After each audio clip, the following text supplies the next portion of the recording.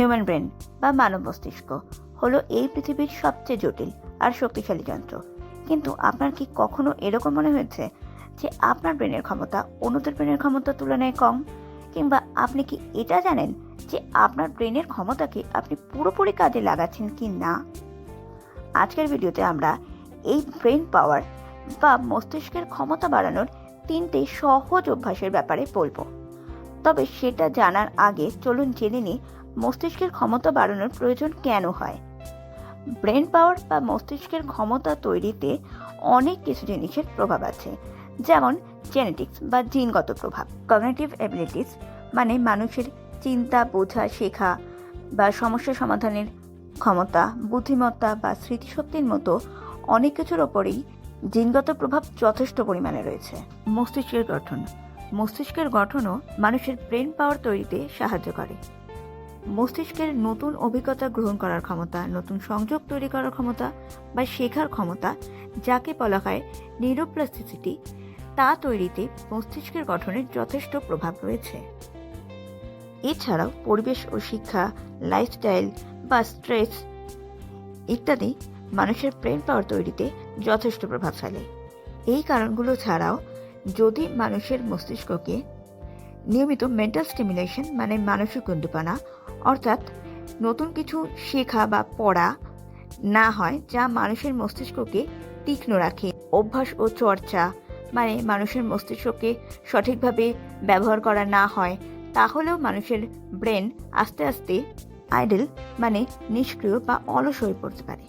প্রথম দুটো কারণ মানে জিনগত প্রভাব আর মস্তিষ্কের গঠনের কথা যদি আমরা বাদ দিই, তাহলে বাকি কারণগুলো আমাদের কন্ট্রোলে রয়েছে। মানে আমরা মস্তিষ্কের পাওয়ার বাড়াতে সহজেই পারি শুধুমাত্র কিছু সহজ অভ্যাসের মাধ্যমে। তো এবার আসা যাক মূল ভিডিওতে, মানে ব্রেনের ক্ষমতা বাড়ানোর 3টে অভ্যাসের দিকে। 1. Puzzle and games. আপনি কি জানেন একটা 2 লাইনের ধাঁধাও আপনার ব্রেনের পাওয়ার বাড়াতে পারে?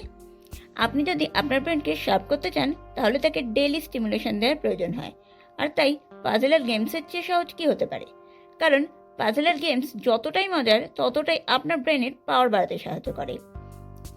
সবচেয়ে গুরুত্বপূর্ণ ব্যাপার এটা হলো যে পাজল বা গেমস খেলার জন্য সময় বের করা খুবই সহজ, কারণ এর জন্য আপনাকে কাউকে বলতে হয় না, আপনি নিজেই এর জন্য সময় বার করে নেন।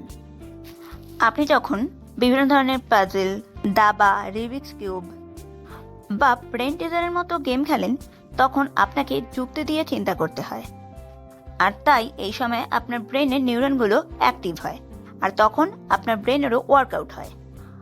ক্রসওয়ার্ড বা ওয়ার্ড সার্চ ধরনের গেমস খেলার সময় আপনাকে অনেক শব্দভাণ্ডার বা ভোকাবুলারি মনে রাখতে হয়, তাই আপনার স্মৃতিশক্তিও বাড়ে।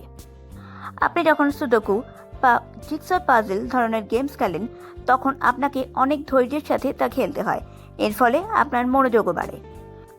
বিভিন্ন ধরনের গেমস ব্রেনের বিভিন্ন ধরনের কার্যক্ষমতা বাড়াতে সাহায্য করে। আপনার মস্তিষ্ক একটা পেশির মতো, আপনি যত বেশি এটার ব্যবহার করবেন, তত আপনার ব্রেন শক্তিশালী হবে। পাজল বা গেমস খেললে মানসিক চাপও কমে, আর খুব সহজেই মস্তিষ্কের ক্ষমতা বাড়ানোও যায়। রোজ খবরের কাগজ বা মোবাইল ফোনের অ্যাপেতে এই ধরনের পাজল বা গেমস খেলার অভ্যাস করুন। প্রতিদিন আপনার অবসর সময়ের অন্তত 15 থেকে 20 মিনিট এই ধরনের পাজল বা গেমস খেলার জন্য রেখে দিন। এতে ব্রেনের পাওয়ার বাড়ার সাথে সাথে আপনার বিনোদনও হবে। 2. প্রতিদিন পড়ার অভ্যাস করলে আপনার ব্রেনের ক্ষমতা দ্রুত বেড়ে যায়। যদিও অনেকের কাছে পড়া বোরিং লাগতে পারে, কিন্তু নিয়মিত যদি আপনি পড়ার অভ্যাস চালিয়ে যান, তাহলে আপনি নতুন ধারণা শিখতে পারেন, আপনার চিন্তা শক্তি বাড়ে আর মনোযোগও বৃদ্ধি পায়। রোজ কিছু না কিছু বিষয় নিয়ে পড়লে আপনার ব্রেন নতুন ইনফরমেশন গ্রহণ করে, যাতে আপনার মেমরি বৃদ্ধি পায়। পড়ার সময় ব্রেনের বিভিন্ন অংশ অ্যাক্টিভ হয়, যেমন ভাষা বোঝা, কল্পনা করা ইত্যাদি। এছাড়া পড়ার সময় মন শান্ত থাকে, স্ট্রেসও কমে। নিয়মিত পড়ার মাধ্যমে আপনার ভোকাবুলারি বৃদ্ধি পায়। এখন প্রশ্ন হলো, কী ধরনের বই পড়লে ব্রেন পাওয়ার বাড়ে? সোজা কথায় বলতে গেলে, যে ধরনের বই পড়তে আপনার ইন্টারেস্ট হয়, আপনি খুশি হন, সেই ধরনের বই পড়লেই আপনি সবচেয়ে বেশি উপকৃত হবেন। আপনি উপন্যাস, সায়েন্সের ওপরে বই, বায়োগ্রাফি, অনলাইন বা অফলাইন ম্যাগাজিন থেকে স্বাস্থ্য, টেকনোলজি, ফিটনেস বা ট্রেন্ডিং যে কোনো বিষয় নিয়ে যা কিছু পড়তে পারেন। তবে আপনাকে রোজ কিছু না কিছু পড়তে হবে। যেমন ধরুন, সকালে আপনি নিউজ পেপার পড়লেন, অফ টাইমে কোনো ম্যাগাজিনে চোখ বোলালেন, আর রাতে কোনো গল্পের বই পড়লেন। অন্তত 1 মাস এইরকম অভ্যাস চালিয়ে যান। দেখবেন যে শুধু আপনার জ্ঞান বৃদ্ধি পাচ্ছে না, আপনার ব্রেনের পাওয়ারও বহু গুণ বেড়ে গেছে। নতুন কিছু শেখা। আপনি যখন নতুন কিছু শেখেন, তা সে মিউজিক, কোডিং, নতুন কোনো ল্যাঙ্গুয়েজ, বাগান করা, ফটোগ্রাফি, যাই হোক না কেন, আপনার ব্রেনের ক্ষমতা অনেক গুণ বেড়ে যায়। কারণ নতুন কিছু শেখার সময় আপনার ব্রেনকে এগুলো নতুনভাবে চ্যালেঞ্জ করে, মানে নিতে শেখায়, আর বিভিন্ন নিউরাল প্যাথওয়েজ মানে স্নায়বিক পথ অ্যাক্টিভ করে। আপনি যখন নতুন কিছু শেখেন, তখন আপনার ব্রেন নতুন নিউরাল কানেকশন তৈরি করে। এই প্রক্রিয়াকে নিউরোপ্লাস্টিসিটি বলা হয়, যা আপনার ব্রেনকে আরও বেশি শক্তিশালী করে তোলে। অপরদিকে আপনি যদি পুরনো কোনো স্কিল নিয়ে চর্চা করতে থাকেন, তখন আপনার ব্রেন আগে তৈরি হওয়া নিউরাল প্যাথওয়েজগুলোই ব্যবহার করে, যেগুলো ব্রেনকে অতটা গ্রো করতে পারে না। নতুন কিছু শিখলে আপনার মস্তিষ্কের বিভিন্ন অংশ সক্রিয় হয়। ধরুন, আপনি আগে থেকে গিটার বাজানো জানেন, তাহলে যদি আপনি এখন অবধি গিটার বাজানো চালিয়ে যান, তাহলে সেটা যেহেতু আপনি আগে থেকেই জানেন, তাহলে মূলত আপনার স্মৃতিশক্তিই বৃদ্ধি পাবে। কিন্তু এখন যদি আপনি একটা নতুন কোনো বাদ্যযন্ত্র, যেমন ধরুন বেহালা বাজানো শেখেন, তাহলে আপনার মোটর স্কিল মানে পেশি আর স্নায়ুর সমন্বয়ে বিভিন্ন কাজ করার ক্ষমতা, অডিটরি প্রসেসিং মানে কোনো কিছু শুনে তা বোঝা, অ্যানালাইজ করা, রিয়াকশন জানানোর ক্ষমতা, সমন্বয় মানে একসাথে বিভিন্ন অঙ্গ কাজ করার ক্ষমতা ইত্যাদি বৃদ্ধি পায়।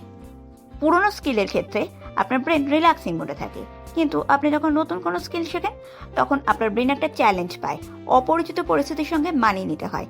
এতে আপনার মোকাবিলা করার ক্ষমতা বাড়ে।